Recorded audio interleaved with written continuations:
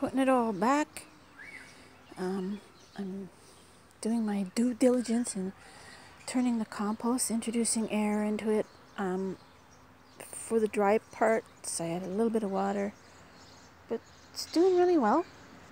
And this is the second part of a half-failed experiment. Well, since it's an experiment, how can it fail? But the dry litter from the quail in their winter house in the basement, I put it in here. I also put in, this is composed of neighbor's long pine needles, no roots, no sticks, and leaves. And the leaves are also in the deep litter, which was too dry, but with some water added a few days, 5 days ago, I guess I was really working on this compost. There's ashes from our fire pit when we sometimes have a fire to cook with. It's turning into soil. There's microbes. Looks like beneficial fungus or something, like breaking down the pine needles and stuff.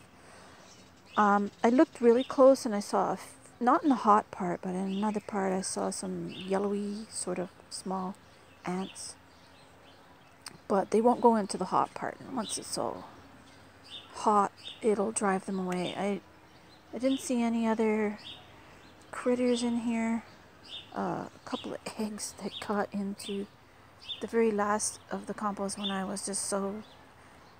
I thought I collected all the eggs, so took out a little bit of garbage, a few little branches so that it's... I learned last year that you don't put roots in because they don't break down, or at least they didn't break down in the slow cold method that I was using.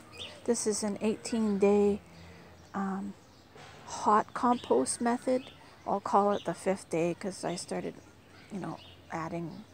I added the last of it basically. Added a slight bit more because my neighbor had a bunch of grass clippings because he does our front lawn as well, and then it introduced a bit more green to it, but mostly it's churning away. I'm going to put it all back in. I'm just taking a bit of a break. Seems to be the same volume, which is the 18-day hot compost method is supposed to give you the same volume and not go down to a quarter like the cold composting method, which is about 1.5 years, something like that.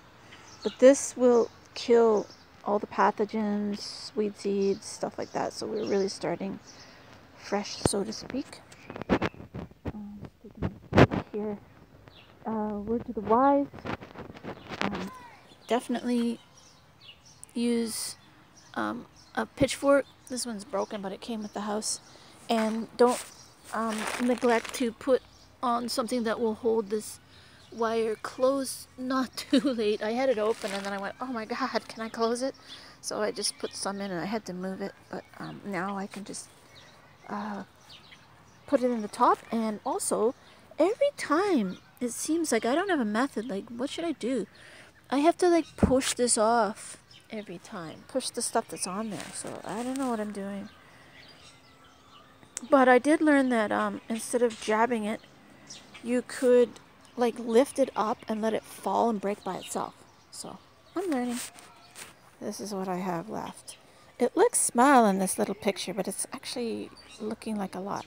And then I'm going to take a rest.